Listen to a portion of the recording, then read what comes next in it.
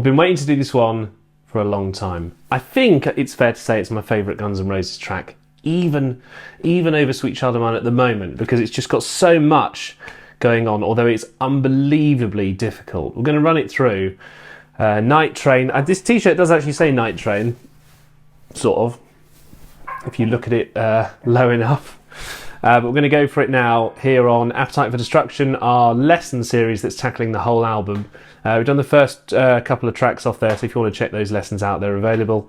But let's keep going with it now, and this is Nightrain. So I'll take you through Izzy's part first, because it's a little bit easier than Slash's part. Both of them, though, start off with this distortion sound on the bridge pickup. Izzy's sound is a little bit cleaner than Slash's, though, on the bridge pickup, so you can roll off a little bit the volume or a little bit the tone if you want to just differentiate those two parts.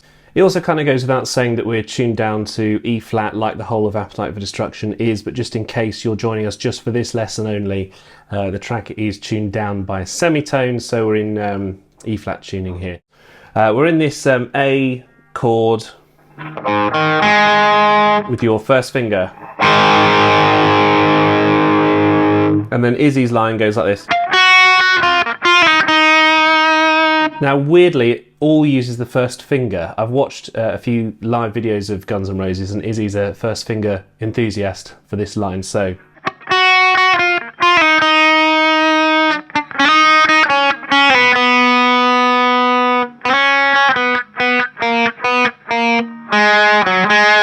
that's the only one that's the second finger. And then you get a double dead note.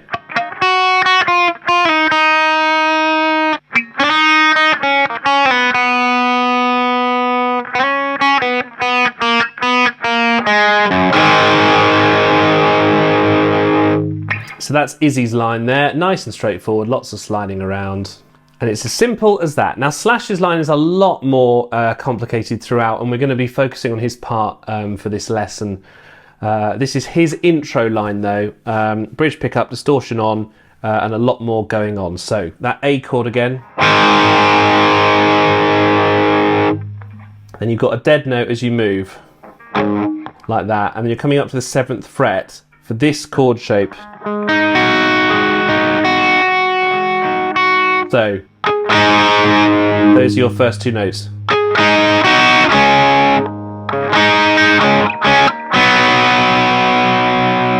So just talking about this initial movement here with these 3-note chords, you've got this, it's like an A7. Because you've got the G at the top of it. And then it's followed by an up pick, so, and then you do a bar across with your first finger. Now this is where it gets interesting already. Early in his career, Slash used to move his first finger, so he used to go. But later in his career, he moves straight away, so you get move to the 3rd, and then down. And the reason for that is that once you've done those initial moves, you've done the hard work. You're in the right position for a lot of the rest of the shape now. So we're going to stick with that suggestion. And then what happens in the next bit is you kind of get a little hammer-on. The reason that there's this slight readjustment is because you need to make sure your 3rd finger is in the absolute sweet spot to be lifted up from those bars like that to make this shape.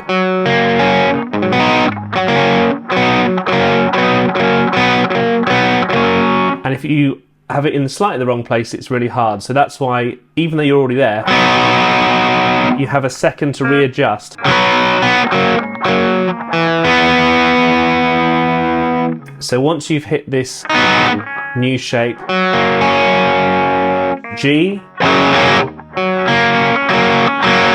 and you're going to go to this shape here, bottom note, followed by the top 2, let the bottom note ring, and you move up like that at the end, and then you keep that whole shape pressed down to the 5th fret,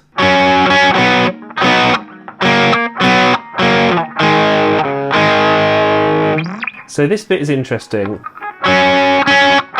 Once you've played the next bar here, you mute with your third finger just to separate the notes. And then you drop down to that 5th and 4th fret there with the 2nd and 1st finger.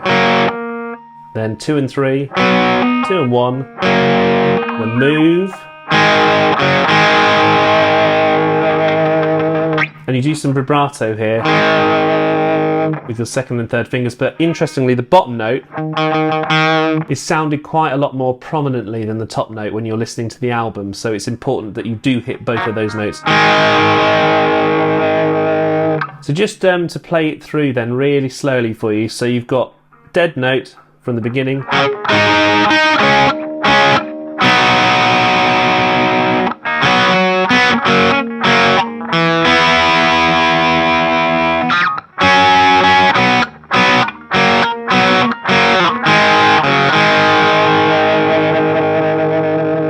And then it's very similar the next time it comes round.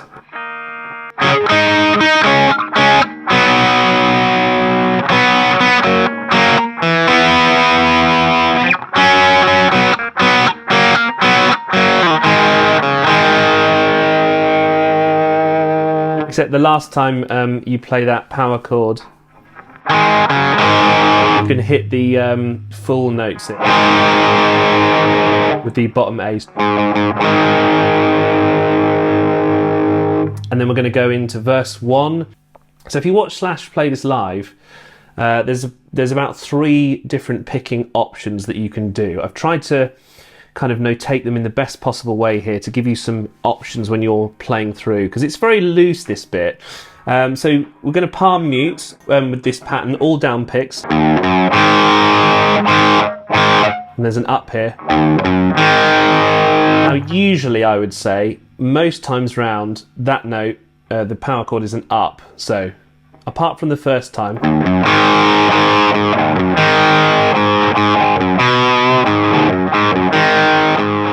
So this is how it should be. Up pick there, and then down. Always a down for this. You want to play this note with the 3rd finger as a down pick predominantly. It's easier to play as well with that 3rd finger. What happens though very often when Slash is playing live is that in the main picking pattern is that he will do a sort of double picking, so it's like a like that. So I'll show you one time round. So it's like this.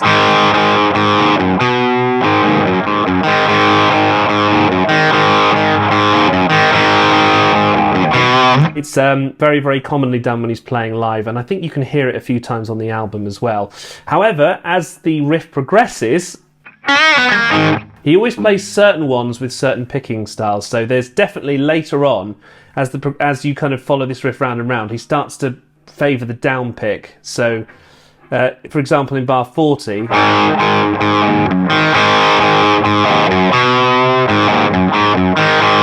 he very often will do a down pick in that second time that you hear the chord, like that.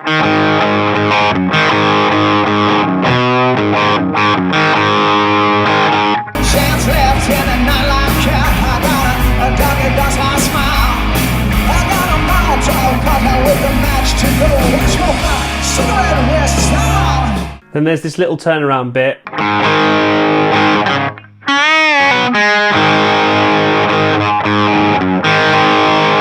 So you just grab the D note there with that 3rd finger, bend up full, and also pull off afterwards,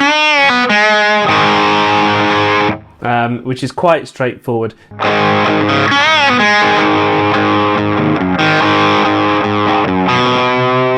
This one here, by the way, is a pinch harmonic. So it goes like...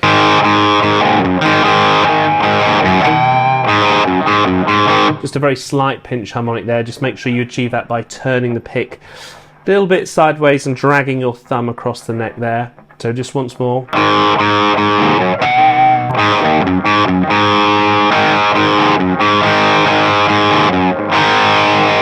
This is the one that Slash does differently here in bar 48. Just before the D. And that D chord is never played with the F sharp in the top. It's always like this. And that third finger just lifts.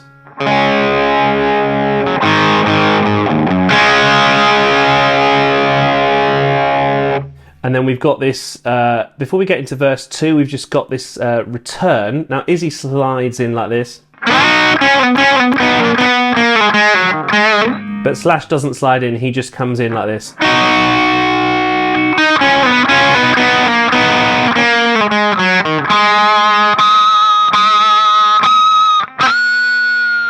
So just run you through that here. Slash's line, down, up.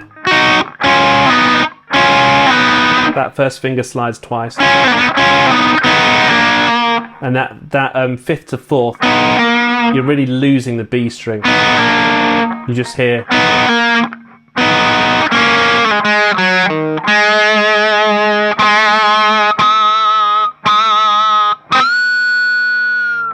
So the fingering again is second and third fingers like this.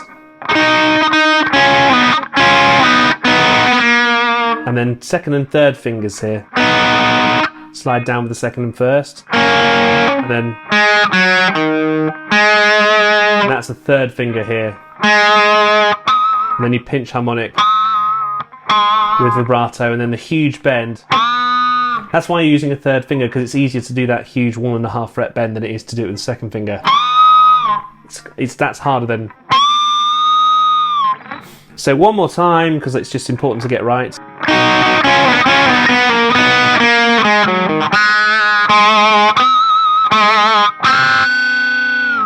Make sure you catch that pinch harmonic right, otherwise it's going to sound odd. Then we're going to go into verse 2, which is very similar to what we've had before, so we're just going to keep going here because it's just a very similar repeat of verse 1. Look out for the picking pattern variations here. I'll run it through with some options. So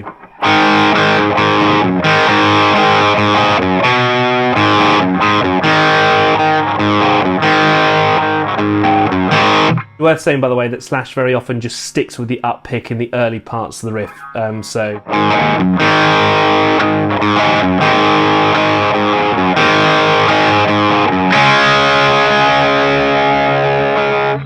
And then we're doing another repeat of the intro. So same again,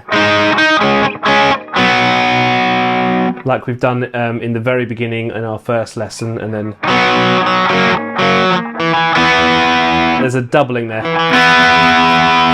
And then you move up.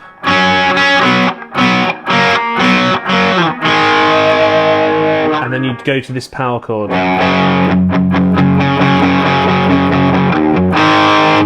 So just to run that through again, you get the usual intro.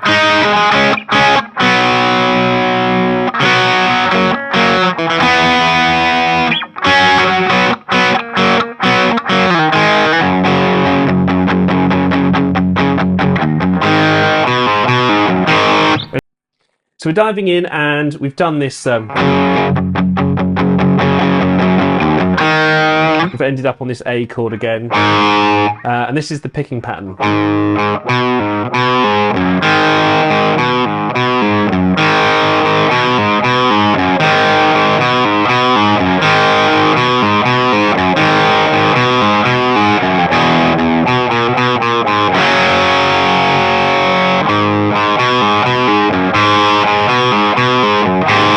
So essentially the pull-offs are the key, and the picking pattern is the key as well. There's occasional times where Slash will go a little bit of variations that are possible live, but really most of the time it's played like this. Down pick and then up, pull off, and then down, which I found hard to get my head around, but it's just because it's emphasis.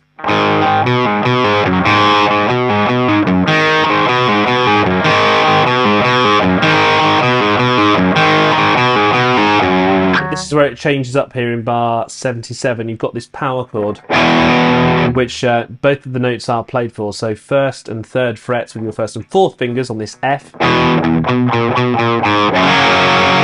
And then Slash just like awesomely holds this G chord.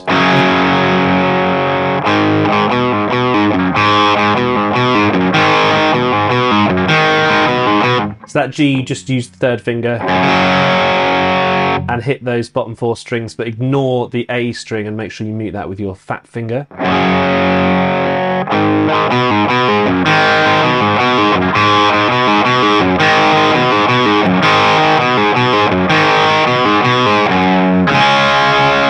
Make sure that this G note is played with your second finger before you hit the solo section, which Izzy does, the first one actually. He gives the...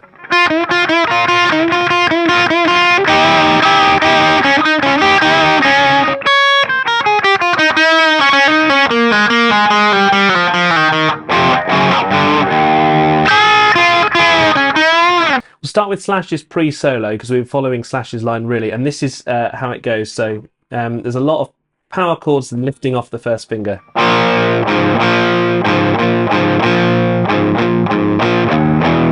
So that little bit is slightly lift off on this power chord here. So you've got to move.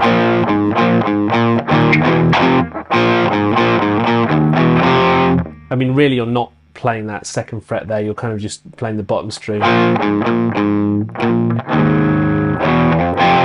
Because you're doing it so quickly, it doesn't really matter. And then it carries on, so...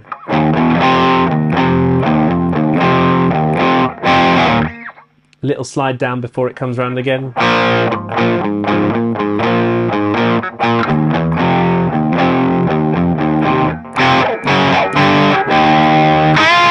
These are all up picks, by the way, so...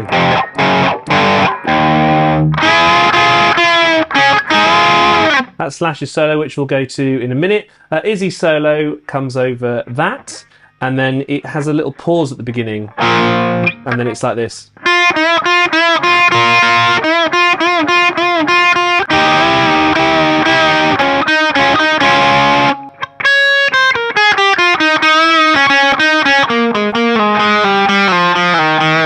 So just to run it through slowly, you have this offbeat and then you get the bends,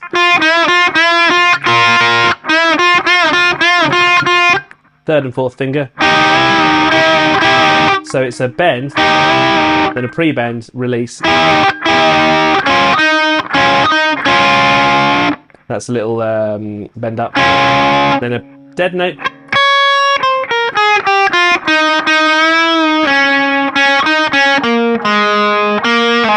Then the third finger starts to slide down here, so all the way down to that second fret. And then it's up picks from Izzy as well. So that's Izzy's solo. Slash's solo is pretty complicated, so let's get straight into that.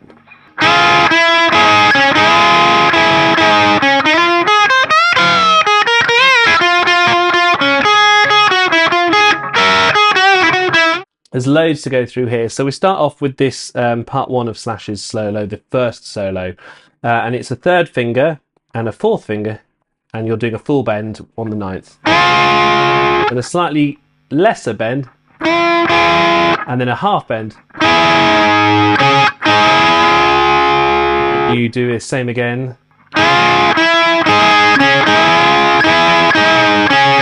Then you're sliding up to this 11th with the third finger. So that's a nice arpeggio.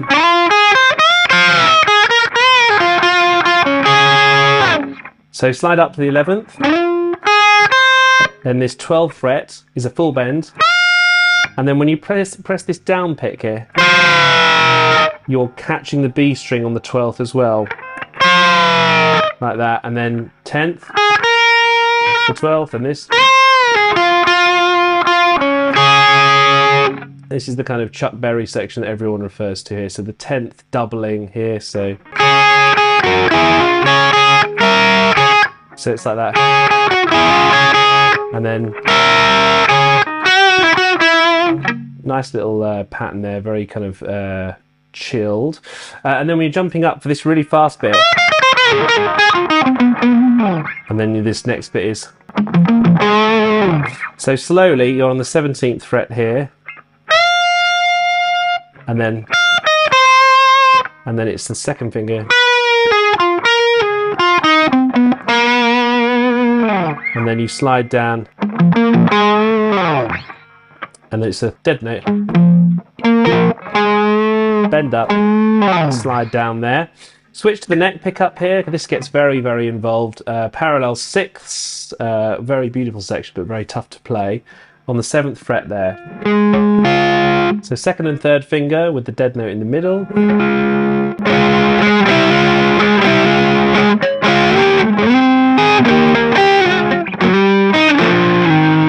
So just running it through slowly. 7th and 7th, down.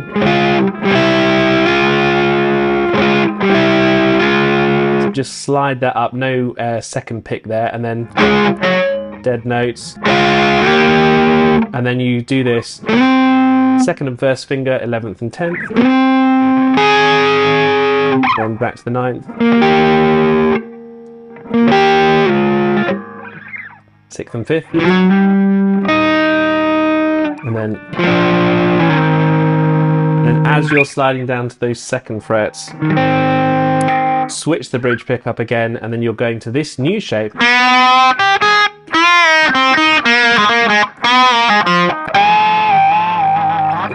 So I'll run you through that. So 4th fret, then over to the 3rd finger, 3rd and 4th, full bend here, 1st and 4th, very hard to get back for that, and then you slide down here and do a pinch harmonic. Pretty difficult, I must say, but awesome.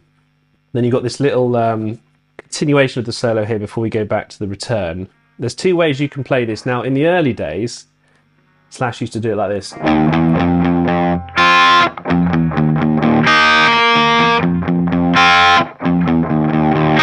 But recently, he's upgraded that to go.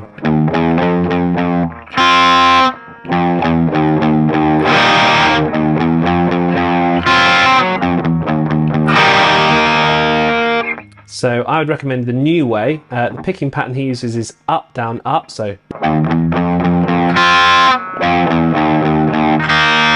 and then same again. So those are the downs. Then same again.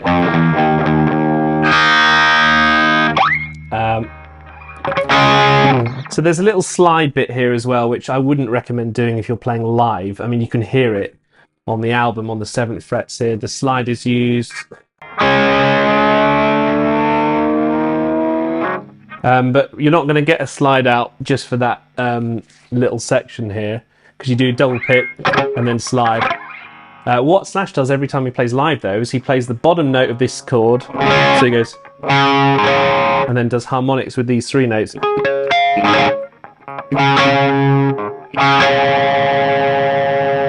Which is really cool and shakes the neck. So before you get to the epic return.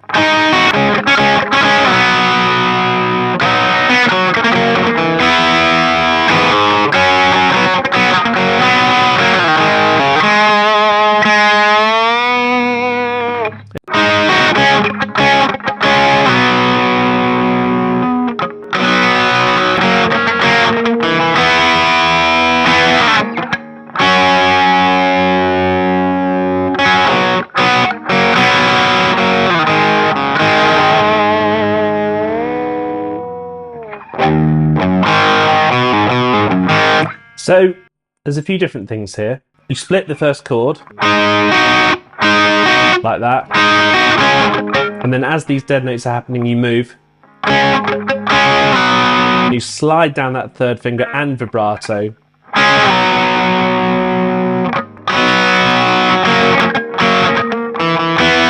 You double that 3rd note here, and then you slide that down, and then you're back up. And there's a rhythm change.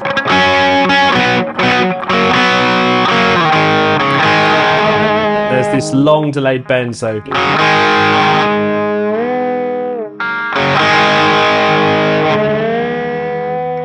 now I suspect that really there's a second pick, but on the album it doesn't sound like it. So I would say don't pick again, try and get that note to sustain. It's hard. And then we're into chorus 2, which I'll just run us through here. This is very similar to what we've heard before.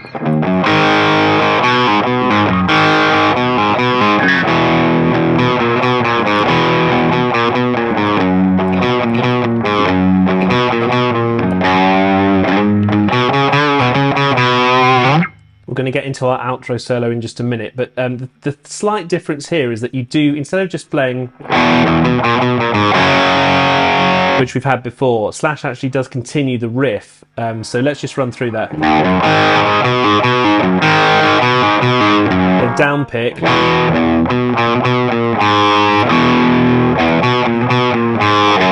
so that's a single note, and then fourth finger, second finger, then G with the third finger. So that G then bends with the third finger, slide up, little quarter bend there, before we get into the proper outro solo. So I'm just going to run you through this now. Try and follow along with the tab. I think that's the most helpful. So from this point, we're on the third finger on the second fret on the G. Nice bit of vibrato on that fifth fret. Not too difficult so far. Then we're sliding down to the fourth. And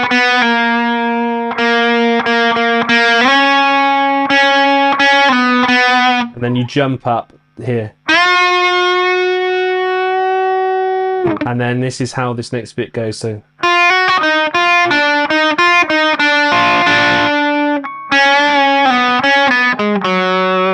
quite complicated, but if you follow the tab, I think you'll find it's actually explained quite in a straightforward way.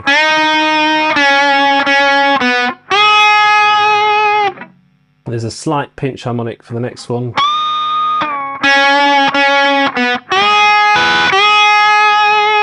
And then the next bit is pinch harmonic. Slight pinch harmonic there as well.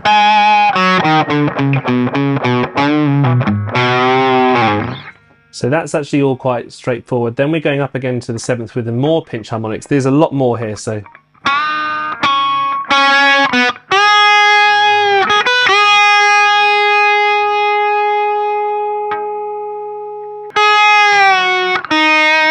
And then you jump up to the 10th here, which is quite difficult. And then first and fourth. And then you jump down. And then it's a rebend.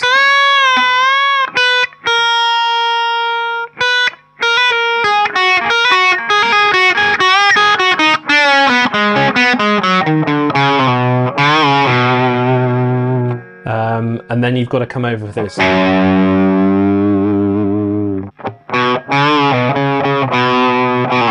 And then this is where it gets really hard, so up to the 8. And then this. That slide is the absolute key to this solo, so. And it has to be a third finger, because then the next bit all links on from that, so.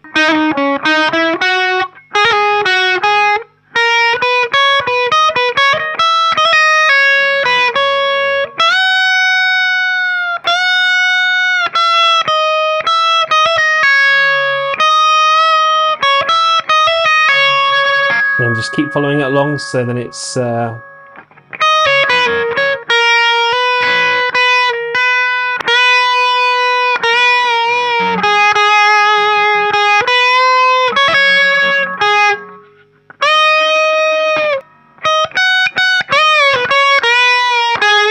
jump up.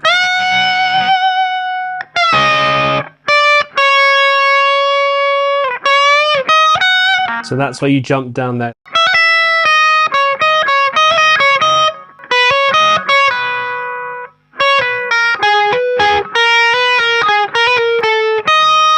It's a bit of a weird note choice, but it is there. And then we're on to this next section here. So it's high up, then over.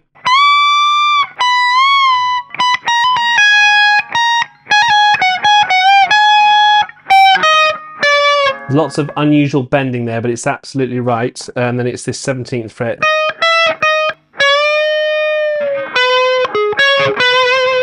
And then you get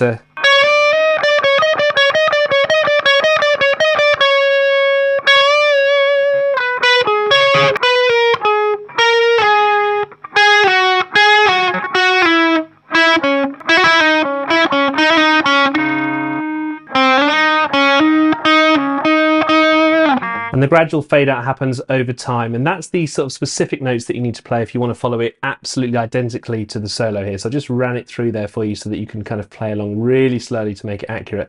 Now obviously when you're doing it you can just improvise.